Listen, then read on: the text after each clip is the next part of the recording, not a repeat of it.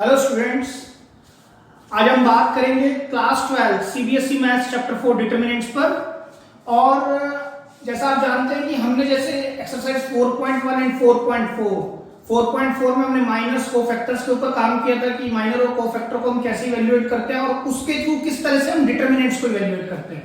ठीक है, डिटरमिनेंट की कैसे वैल्यू निकाली जा सकती है। फिर हमने क्या देखा था एक्सरसाइज 4.1 में हमने समझा कि how to evaluate determinant using expanding.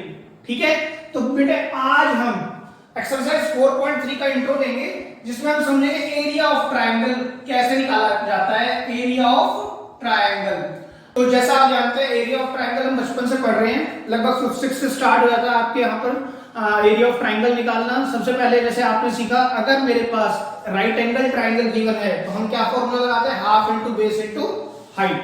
ठीक है, उसके बाद जब आप 8th 9th क्लास में आए तब आपने कोऑर्डिनेट ज्योमेट्री स्टार्ट की और कोऑर्डिनेट ज्योमेट्री में पता लगा कि तीन अगर कोऑर्डिनेट्स गिवन है किसी ट्रायंगल के, अगर तीन कोऑर्डिनेट्स अगर मुझे गिवन है जैसे x1 y1 x2 y2 x3 y3, तो आपने क्या पढ़ा कि हम इस पर भी एरिया ऑफ ट्रायंगल निकाल सकते हैं यूजिंग हीरोन्स फॉर्मूला, जहां पर आप यूजिंग डिस्टेंस फॉर्मूला ये साइड और ये साइड निकाल लेते थे।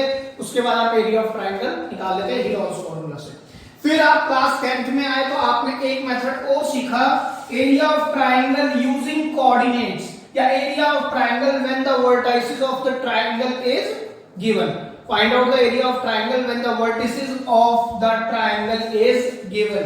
तो आप क्या करते हैं उस केस में, triangle is equal to half x1 फिर y माइनस y। याद करने का तरीका भी देख लेते हैं, हमने कैसे किया था। फिर यहां प्लस लगाते थे x फिर y माइनस y फिर x लगाते थे y माइनस y। हम इस तरह से लिख देते थे इसको, राइट। यहां पर 1 2 3, अब 2 3 1 फिर 3 1 2, it gives you area of triangle. और सर ये मॉडुलस साइन लगता था, मॉडुलस साइन क्यों लगता था कि area of triangle can not be negative. ठीक है, area of triangle can not be negative. अब ये इस पर भी बात करेंगे। अब बात आई कि सर यूजिंग डिटरमिनेंट्स क्या हम एरिया ऑफ ट्रायंगल निकाल सकते हैं? बिल्कुल निकाल सकते हैं। देखिए कैसे निकलेगा, ध्यान से देखिएगा। मेरे पास फिर से तीन कोऑर्डिनेट गिवन है, ठीक है। तो एरिया ऑफ ट्रायंगल निकालने का तरीका क्या होगा, हमने इस फॉर्मूले को डिटरमिनेंट की शेप में लिख दिया। किस तरह से, देखिए x1 y1 x2 y2 x3 y3। ठीक है, तो अगर आप इसको अभी ध्यान से देखें तो अगर मैं यहां पर डिटरमिनेंट को ओवर कर दूं तो ये तो सर 3/2 का डिटरमिनेंट बन गया। और determinant is a value which is associated with the square matrix, तो सर ये 3/2 पर तो काम ही नहीं करेगा। तो फिर इसके लिए हमने क्या किया, यहां पर 1 1 1 और लगाया। Now it becomes a 3/3 square matrix.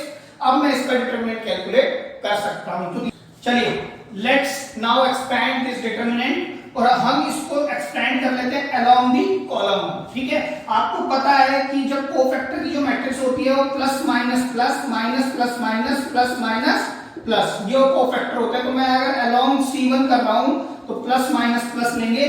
कैसे होगा, मैं यहां पर लिख देता हूं एक्सपेंड अलोंग कॉलम 1 तो हाफ। देखिए अब डिटरमिनेंट का साइन तो हट जाएगा सर, ब्रैकेट लगेंगे तो x1 मल्टीप्लाई कराएं y2 माइनस y3। ठीक है, प्लस आ चुका, अब माइनस, कोफैक्टर का साइन आएगा माइनस। अब उसका माइनर देखेंगे, किसका माइनर, इस वाले एलिमेंट का। ये वाला एलिमेंट कौन है, x2, तो x2 लिखेंगे सर।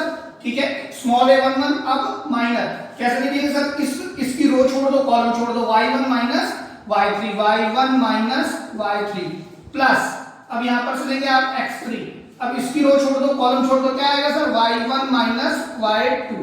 ठीक है, अब आप यहां से देखिएगा बेटा, अगर मैं इसमें से माइनस कॉमन ले लूं तो यहां बाहर आ जाएगा प्लस, यहां पर क्या हो जाएगा 3 और यहां क्या हो जाएगा 1।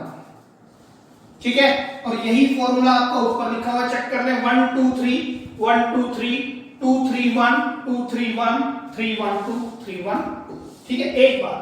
दूसरी बात ये है, ध्यान से समझिएगा कि सर अगर मान लीजिए मेरे पास क्या हर बार 1 मेरे को यहीं पर लिखना पड़ेगा कि आपने तो 1 यहां लिख दिया, तो आप कहीं भी लिख सकते हैं। सर 1 को मैं यहां लिख दूं, x1 y1 x2 y2 x3/3 ऐसे भी लिखा जा सकता है। या फिर सर मैं 1 को ऊपर लिख दूं तो तब भी कोई दिक्कत नहीं है, आप x1 x2 x3 यहां लिखें, y1 y2 y3 यहां लिखें, या 1 1 1 को यहां लिख दें। लेकिन ऐसा नहीं कर सकते आप कि x1 x2 x3 फिर बीच में 1 1 1 फिर y1 y2 y3, ऐसा नहीं। यानी आपने x1 y1 x2 y2 x3 y3 को इकट्ठे ही लिखना है, चाहे पहले दो कॉलम में लिखें, चाहे लास्ट के दो कॉलम में लिखें, चाहे लास्ट की दो रो में लिखें, चाहे पहली दो रो में लिखें। अगर आपने 1 1 1 को बीच में लिख दिया इनके, तो आंसर आपका अगर ये खुलने के बाद मान लीजिए 5 आता है, मान लीजिए क्या आता है 5, अगर आपने 1 1 1 को बीच में लिख दिया तो आपका आंसर आएगा -5। नेगेटिव का फर्क आएगा।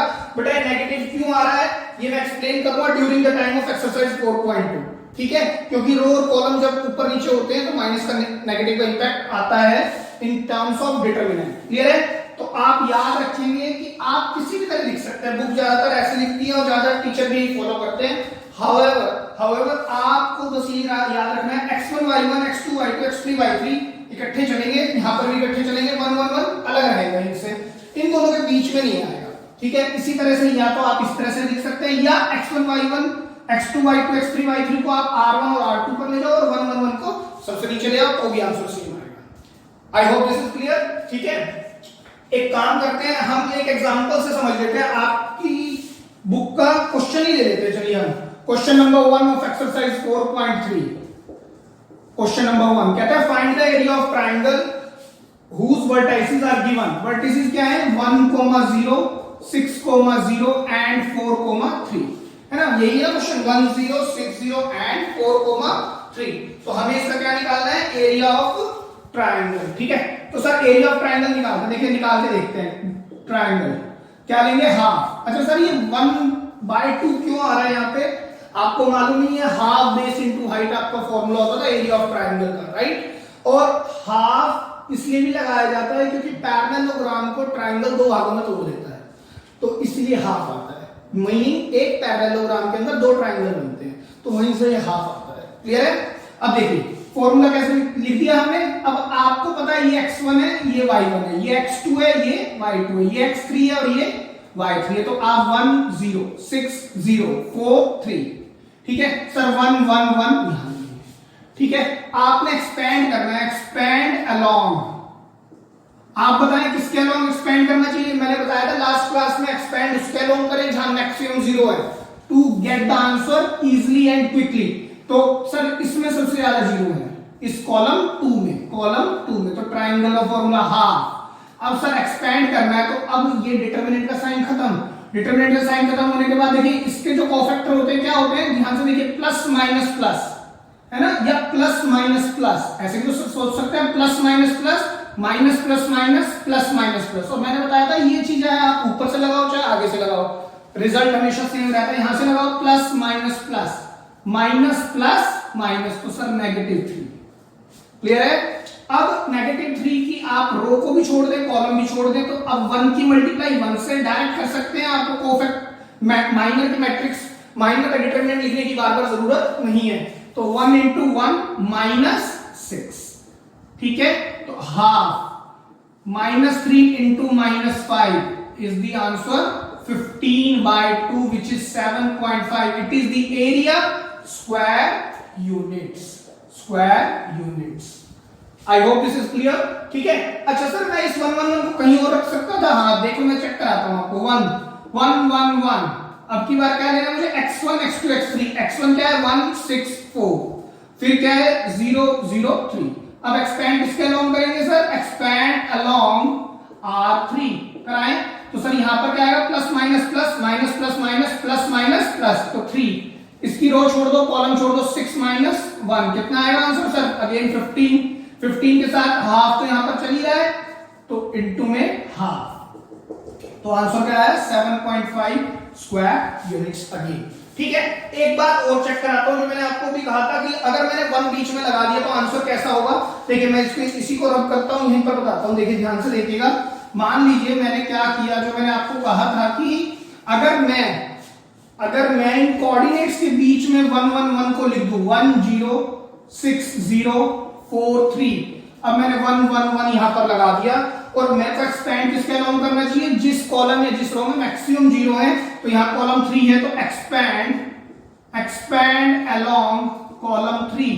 तो आप कराएं sir plus minus plus minus plus minus plus minus plus, तो ये 3 आएगा 3, ठीक है 3 और 1 अच्छा ये वाली रो छोड़ दिए, कॉलम छोड़ दिया, 1 into 1 1, 6 1 जा 6 तो -15 और यहाँ पर हाफ था ही, वो हाफ आप बार बार ध्यान रखेंगे तो ये कितना है -7.5 स्क्वायर यूनिट्स, ठीक है। एक बात, हालांकि सर ये तो एरिया है, एक ऑब्जर्वेशन तो आप बचपन से जानते हैं सर, एरिया तो हमेशा पॉजिटिव होता है, एरिया हमेशा पॉजिटिव होता है, तो ये तो सर नेगेटिव होना ही नहीं चाहिए।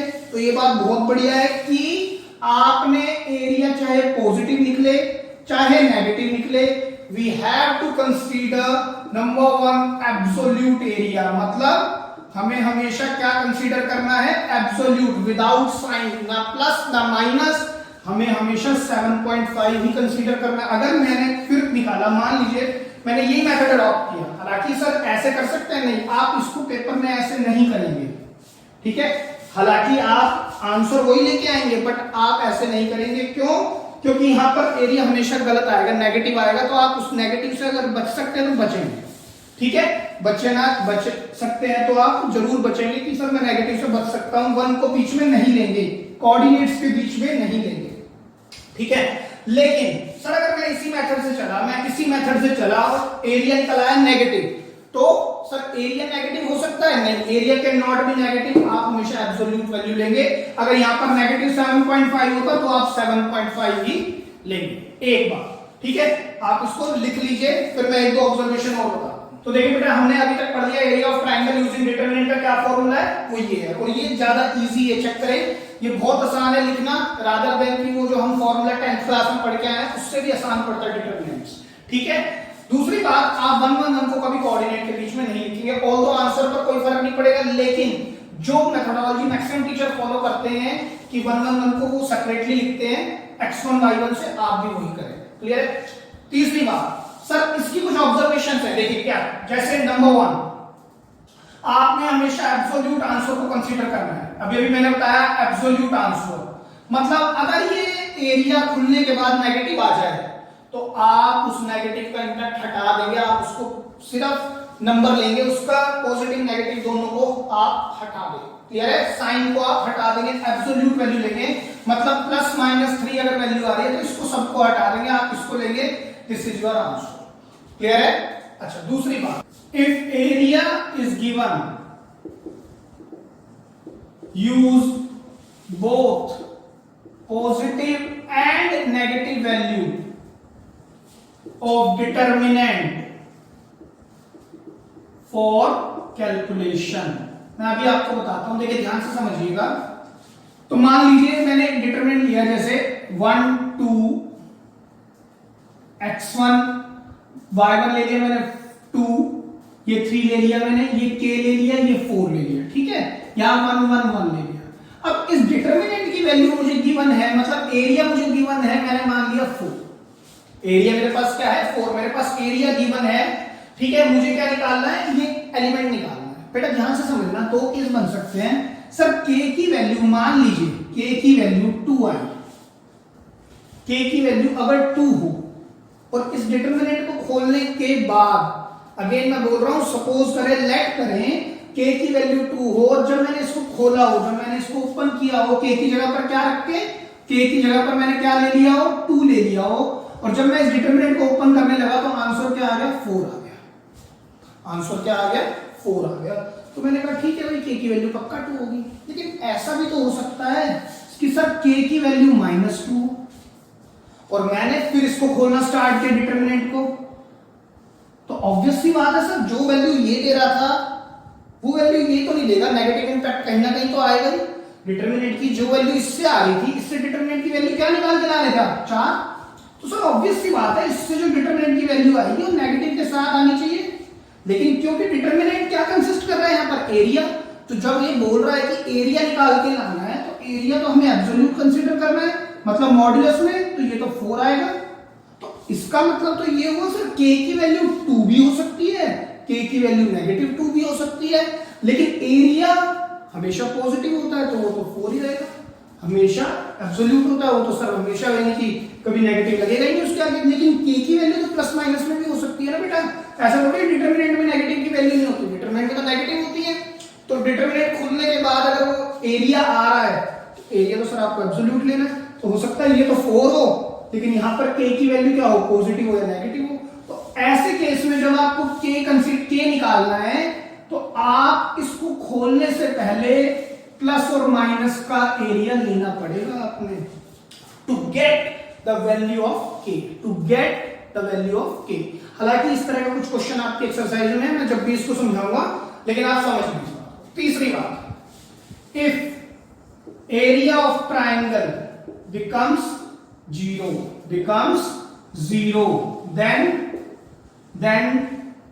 then all three points या vertices are said to be collinear, ठीक है। ये बात मैंने आपको सारी खुल के बता दी है। एक थर्ड बात को और देख लेते हैं, जो थर्ड ऑब्जर्वेशन है, बड़ी सिंपल सी बात है बेटा कि अगर तीनों के तीनों पॉइंट से बनने वाला डिटरमिनेंट वर्टिसेस अगर वो 0 आंसर दे देगा तो हम क्या बोलेंगे, they are said to be collinear, ठीक है। बाय सर देखिए, अगर मैं कोई 3 पॉइंट लेता हूं, 3 पॉइंट से दो ही ऑब्जर्वेशन हो सकती है। अगर ज्योमेट्रिकल शेप की बात करें तो सर या तो 3 पॉइंट आप इस तरह से लोगे या 3 पॉइंट सीधे लाइन में लोगे इस तरह से। और आपने कहा जी इन तीनों पॉइंटों को मिलाना है, ठीक है। आपने एक 3 पॉइंट या तो ऐसे लोगे नॉन कोलिनियर या कोलिनियर लोगे सीधी लाइन में। तो अगर आप मिलाओगे तो ये तो सर तीनों के तीनों पॉइंट कोलिनियर हो गए, ठीक है। ये भी पॉइंट कोलिनियर हो गया, देखो चेक करो। लेकिन सर अगर मैं इनको मैच कराता हूं तीनों पॉइंटों को तो ये तो सर ट्रायंगल सा बन रहा है ट्रायंगल, ये भी ट्रायंगल बना रहा है, ठीक है। तो ऑब्जर्वेशन यही है, अगर मेरे पास 3 पॉइंट है तो 2 तरह की ज्योमेट्रिकल शेप बन सकती है, या फिर ट्रायंगल, क्लोज फिगर, पॉलीगन, या फिर एक स्ट्रेट लाइन, ठीक है। और तीसरी कोई चीज बन नहीं सकती। अगर मेरे पास 3 पॉइंट है या तो मैं इन तीनों पॉइंटों को नॉन कोलिनियर प्लेस करूंगा या कोलिनियर प्लेस करूंगा, और क्या हो सकता है, ठीक है। और जैसे ही the moment I placed all the 3 points as non collinear you will get the shape as triangle, नहीं तो straight line। क्लियर है इतनी बात। तो मुद्दे की बात अब ये है कि मकसद मैं ये कहना चाह रहा हूं, मान लीजिए आपके पास एक पहले ये ट्रायंगल था और इसका जो एरिया था 100 स्क्वायर फीट था, 100 स्क्वायर फीट था, ठीक है। अब जब ये एरिया अगर ये मैं इसको बढ़ाऊंगा तो इस तरह 150 हो गया, 200 हो जाएगा। लेकिन मैं अगर इसको स्क्वीज करने लगूंगा, मतलब इसकी साइड छोटी करने लगूंगा जैसे ये, तो आप क्या कहोगे सर, अब ये एरिया 50 स्क्वायर फीट है, ठीक है। और अगर मैं इसकी साइड को स्क्वीज कर दूंगा तो अब आप कहोगे सर ये 10 स्क्वायर फीट है। लेकिन करते करते अगर मैं ट्राइंगल की शेप, देखिए ध्यान से देखिएगा, मैं अगर इस ट्राइंगल को, ये जो दोनों इसकी बाहें हैं, अगर मैं इन दोनों को ऊपर ना ले जाके यहीं पर ले आऊं, बिल्कुल इसी पर ही, ऐसा भी तो हो सकता है सर, ये एक ही हो गई तो बिल्कुल खत्म हो गया, मतलब एरिया क्या रह गया सर, तीनों पॉइंट कोलिनियर हो गए, मतलब अब एरिया है कुछ सर, अब तो एरिया कुछ है नहीं, मतलब एरिया क्या है सर, 0। कोई बात नहीं कह रहा, अगर एरिया ऑफ ट्राइंगल 0 हो गया, अगर एरिया ऑफ ट्राइंगल कम होते होते 100, 90, 80, 70, 60, 50 and so on up to 0, तो sir they all are said to be collinear, straight line में आ जाएंगे तीनों पॉइंट। क्लियर है। दूसरी बात, सर ऐसा तो हो नहीं सकता कि 0 से नीचे चले जाएं, 0 से नीचे चले जाएंगे तो भी क्या होगा, 0 से अगर नीचे चले गए, मान लीजिए 0 से नीचे चले गए तो भी एरिया पॉजिटिव होता है, नेगेटिव थोड़ी बोलते हैं हम एरिया को, पॉजिटिव ही बोलते हैं। इसलिए हमेशा हम पॉजिटिव या एब्सोल्यूट वैल्यूज को ही कंसीडर करते हैं। मतलब क्या, बड़ी सीधी सी बात है, अगर कोई बंदा है या कोई आदमी है जिसके पास 100 गज का प्लॉट है, 100 गज 100 स्क्वायर यार्ड या 100 स्क्वायर फीट का, तो कोई भी आदमी ये नहीं बोलेगा कि मेरे पास -100 स्क्वायर फीट का प्लॉट है। कभी सुना है आप लोगों ने कि -100 स्क्वायर फीट का प्लॉट है, -50 स्क्वायर यार्ड का प्लॉट है? ऐसा कभी नहीं होता बेटा, नेगेटिव एरिया कभी भी नहीं हो सकता। तो आप इसको अच्छे से नोट डाउन कर लीजिए और हम मूव करते हैं एक्सरसाइज 4.3 के कुछ क्वेश्चन। तो स्टूडेंट्स बात करते हैं क्वेश्चन नंबर 1 की, आपकी एक्सरसाइज 4.3 में दिया हुआ है, जिसका फर्स्ट पार्ट हम अभी निकाल चुके हैं। सेकंड पार्ट और थर्ड पार्ट देखते हैं बेटा। देखिए कैसे निकालेंगे सर, डिटरमिनेंट का फॉर्मूला पहले लिखेंगे आप। डिटरमिनेंट का फॉर्मूला क्या है, x1 y1 1, x2 y2 1, x3 y3 1, और यहाँ पर कौन आता है हाफ, इसको आप भूल मत जाना भाई, ठीक है। तो सर x1 y1 आपको पता ही है, x1 है ये y1 है, ये x2 है ये y2 है, ये x3 है और ये y3 है। तो डिटरमिनेंट का फॉर्मूला हाफ, x1 क्या है 2 1 सॉरी 2 y1 क्या है हमारे पास 7, ठीक है। x2 y2 1 1 x3 y3 10 8 1 1 1। तो आप अब एक्सपेंड कर सकते हैं, एक्सपेंड अलोंग किसी के भी थ्रू करें आप, एक्सपेंड अलोंग मान लीजिए मैंने r1 के थ्रू कर दिया, ठीक है। तो determinant is equal to half. Sir अब डिटरमिनेंट का साइन हट जाएगा, पहले क्या लिखेंगे 2, क्योंकि प्लस माइनस प्लस 2 वाली रो छोड़ दो, कॉलम छोड़ दो, 1 - 8 ये बात आप डायरेक्ट भी लिख सकते हैं, -7 इसको हटाओ 1 - 10 प्लस 1 ये रो और ये कॉलम जाएगा 8 - 10। अब आप मल्टीप्लाई करें हाफ, -7 × 2 सर -14, -9 × -7 कितना आएगा सर +63 आएगा, -2 यहां से आएगा, ठीक है। -16 करोगे तो कितना आएगा सर, देखिए 16 अगर इसमें से माइनस करना है तो कितना आएगा 47, तो आंसर कितना आया 47/2 square units. Why? Because it represents area, ठीक है। एब्सोल्यूट आंसर लेना है। सेम वे इसको कर सकते हैं आप, अगेन मैं आप फॉर्मूला अपने आप लिखिए, मैं डायरेक्ट बता रहा हूं, आप क्या लेंगे हाफ x1 y1, ठीक है, -2 - 3 x2 8 और यहां पर 1 1 1, क्लियर है। अब सर इसको एक्सपेंड करते हैं, एक्सपेंड अलोंग कहीं से भी कर लें, चलिए मैं इस बार एक काम करता हूं, इसको C2 से करता हूं, C2, ठीक है। आपको आदत होनी चाहिए दोनों तरह से करने की। तो यहां पर क्या होता है माइनस प्लस माइनस, जब माइनस ऑफ -3, राइट। अब ब्रैकेट लगाए, इसकी रो छोड़ दो कॉलम, 3 - -1 3 - -1, क्लियर है।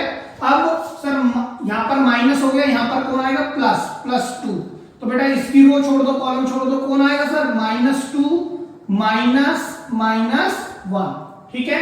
अब आगे चलेंगे, यहां पर कौन था माइनस था, यहां प्लस था, फिर माइनस, तो माइनस ऑफ -8, अब फिर मल्टीप्लाई करें, इसकी रो छोड़ दे कॉलम, ये कितना होगा -2 एंड -3 -2 एंड -3, ये कितना हुआ 3, ये 3 + 1 + 2 -2 + 1, ये कितना हुआ सर +8 और -5, ठीक है।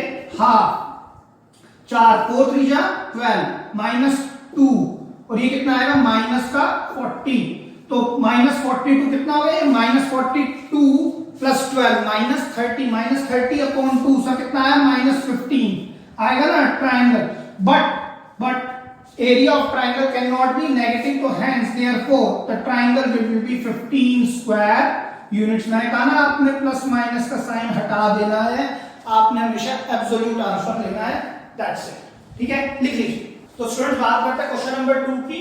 क्वेश्चन नंबर 2 में ए बी सी 3 कोऑर्डिनेट्स दिए हुए हैं, 3 वर्टिसेस दिए हुए हैं और अल्फाबेटिकल ऑर्डर में दिए हुए हैं, और कहता है इसको कोलिनियर सिद्ध करना है। बेटा अगर बात करें 3 कोऑर्डिनेट की क्लास 12th में कोलिनियरिटी पे, तो डिटरमिनेंट ही करते हैं इसको, या हम वेक्टर 3D में पढ़ेंगे कुछ, लेकिन अभी तक आप यही याद रखें सर कोलिनियरिटी कैसे प्रूव करेगा, डिटरमिनेंट प्रूव कर सकता है, ठीक है। तो अगर कुछ भी मेंशन नहीं किया है यूजिंग डिटरमिनेंट या वेक्टर या 3D, तो आप डायरेक्ट डिटरमिनेंट लगा सकते हैं। तो सर लगाएंगे कैसे, देखिए फिर से, हाफ x1 कौन है a, y1 b + c, x2 b, x2 y2 c + a, x3 c और ये a + b।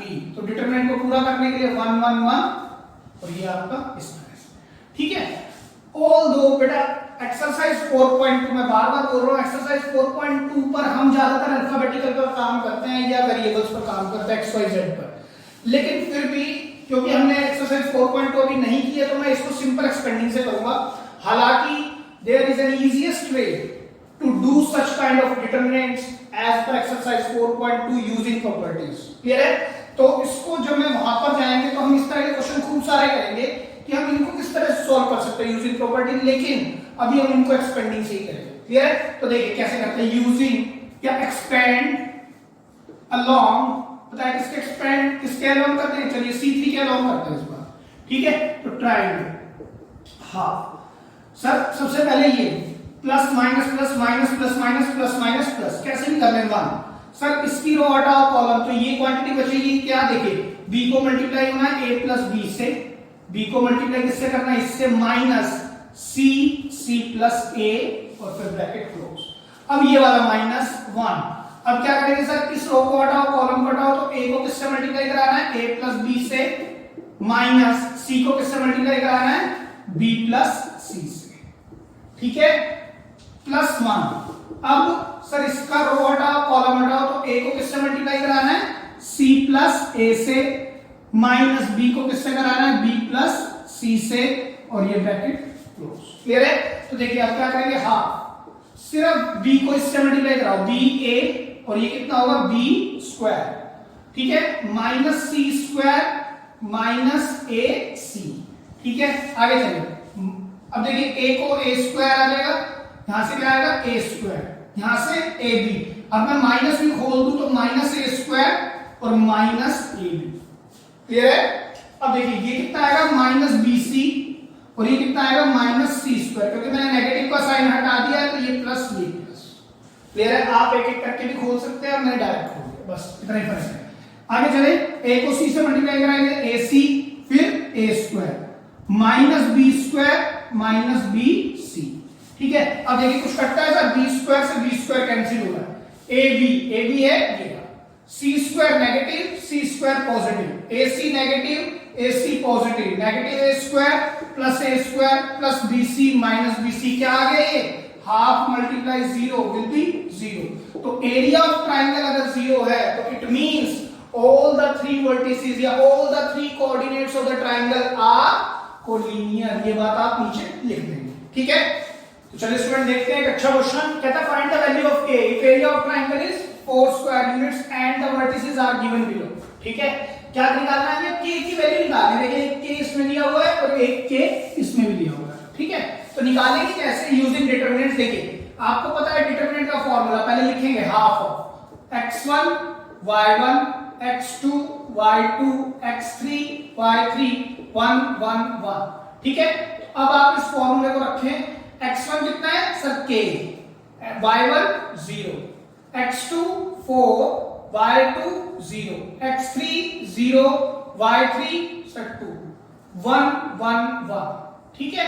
अब ट्रायंगल से, ट्रायंगल तो पता है हमें 4, तो ये क्या ले लेंगे 4, एक बार, ठीक है। ध्यान से देखिएगा, मैंने अभी भी आपको बताया था कि ये 4 एरिया जो होगा हमेशा पॉजिटिव होगा, हमेशा एब्सोल्यूट होगा, मतलब कि साइन नहीं होंगे प्लस माइनस के। तो बड़ी सीधी सी बात है कि सर ये 4 अगर k की वैल्यू कुछ भी रख दें, k को मान लो मैंने 2 रख दिया तो हो सकता है 4 ही निकल आया, लेकिन अगर मैंने k को -2 लिख दिया तो एरिया निकल के आया होगा -4, लेकिन एब्सोल्यूट लेने के चक्कर में हमने क्या लिया होगा 4।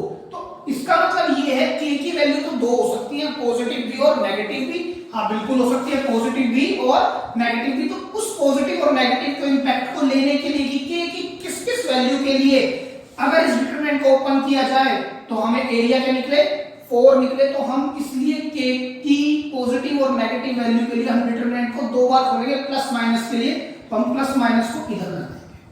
क्लियर है की बात, ठीक है। तो इस तरह से मेरे पास 2 डिटरमिनेंट हो गए। देखिए कैसे, अगर मैं पॉजिटिव 4 लेता हूं और यहां पर मैं हाफ रखता हूं, k 0 1 4 0 1 0 2 1, या फिर सर अगर मैं -4 लेता हूं और हाफ को ही रखता हूं, k 0 1 4 0 फिर 1 0 2 एंड 1, ये क्लियर है। तो अब आप क्या करेंगे, इस 2 को उधर भेज देंगे तो 8 हो जाएगा।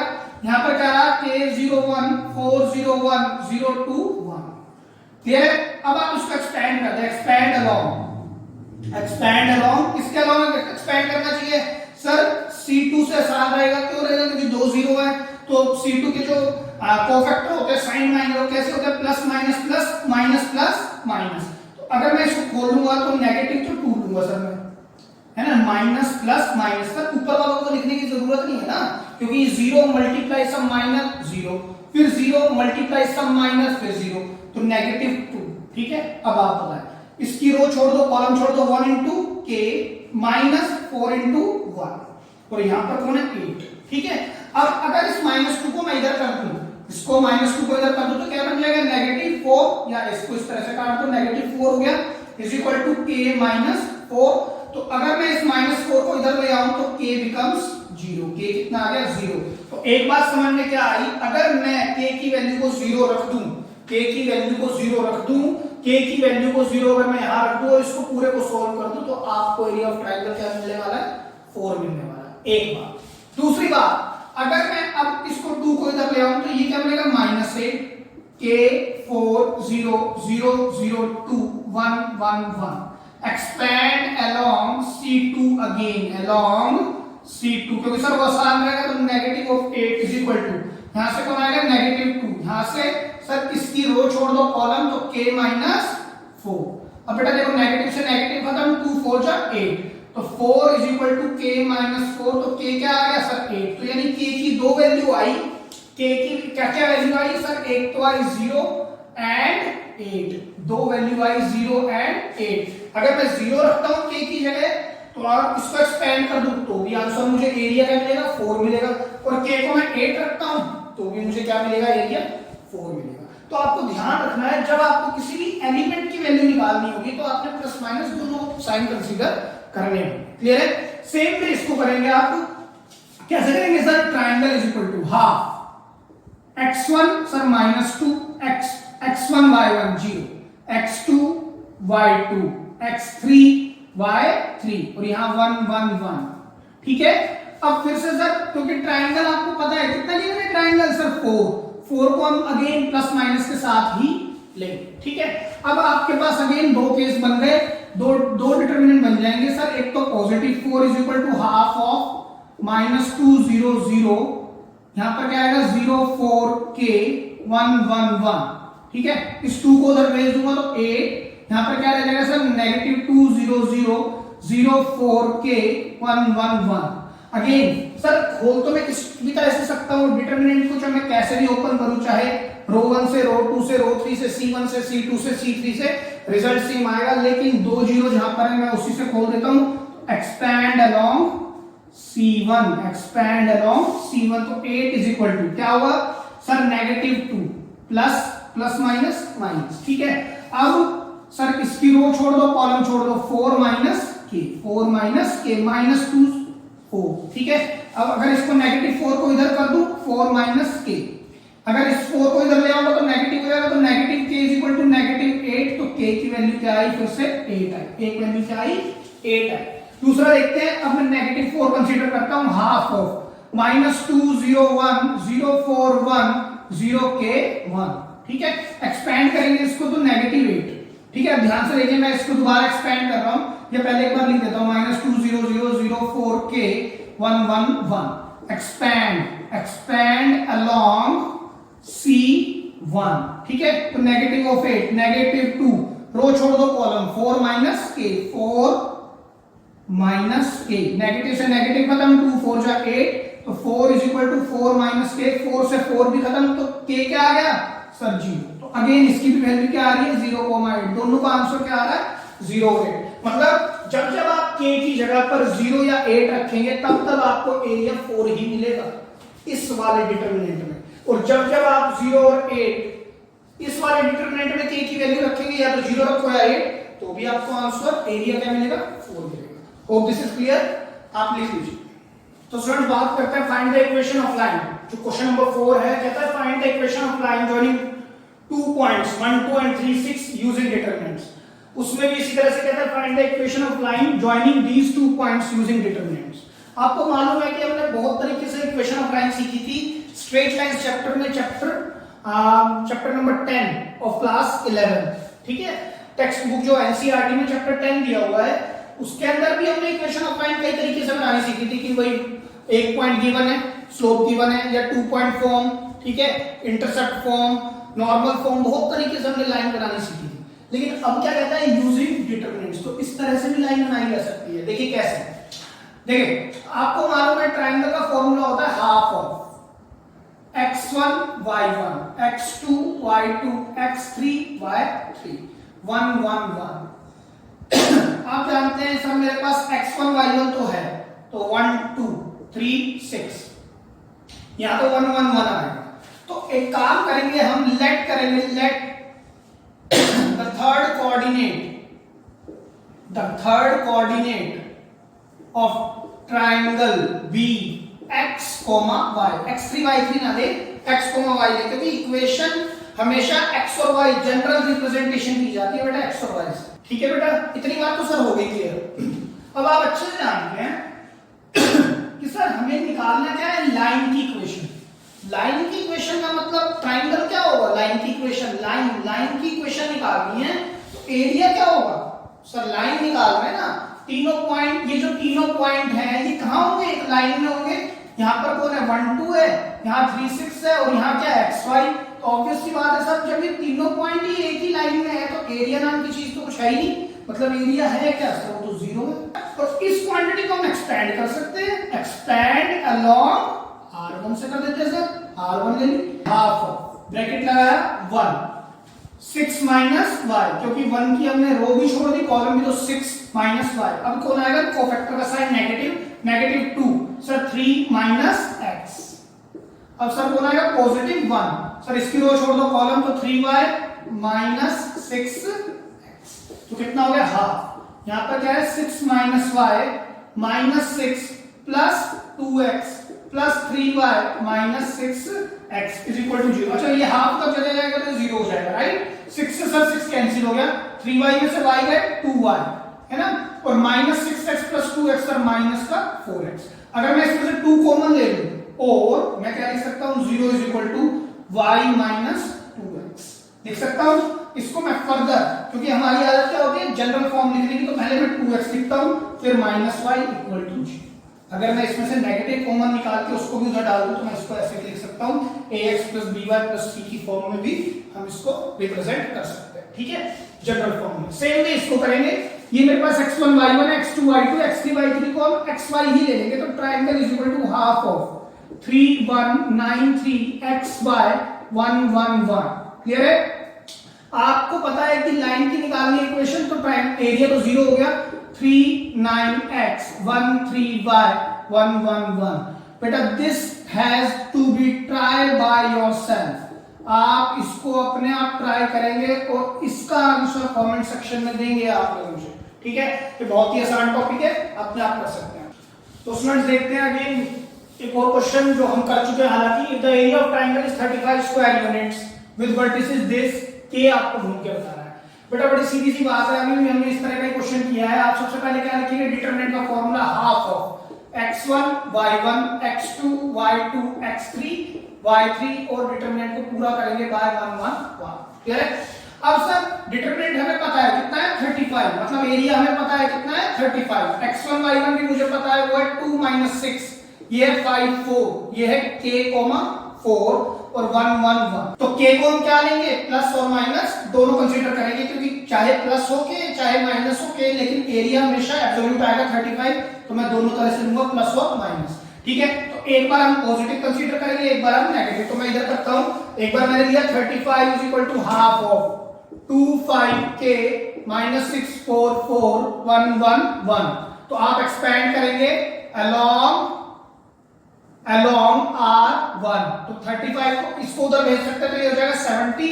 जब आप एक्सपेंड करोगे तो 2 के बाद क्या आएगा, 4 माइनस 4, क्योंकि इसकी रो छोड़ दो कॉलम छोड़ दो। अब नेगेटिव ऑफ नेगेटिव 6, अब क्या करेंगे सर, इसकी रो छोड़ दो कॉलम छोड़ दो, 5 माइनस k। अब सर 1, इसकी रो छोड़ दो कॉलम छोड़ दो, कितना आएगा, 20 माइनस 4k। क्लियर है।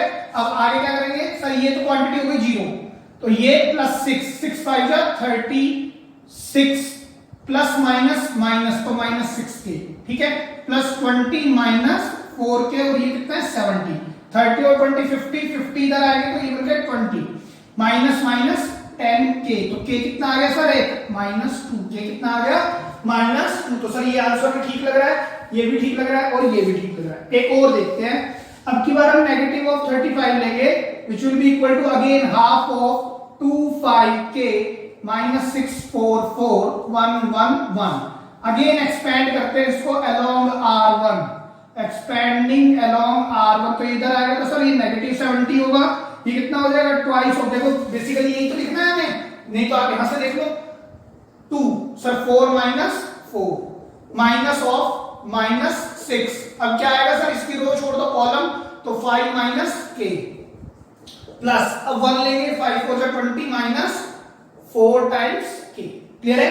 अब जब आप इसको खोलेंगे तो कितना आएगा सर, 30, क्योंकि ये तो 0 हो गया, ये इससे 30 minus 6k plus 20 minus 4k। Again 30 20 50 उधर जाएंगे तो माइनस का 120, ये कितना है माइनस 10k, 10 से 10 0 से 0 तो k कितना आ गया 12, तो k के दो आंसर आया है, वो -2, तो answer D is the correct option. तो this is all about exercise 4.3।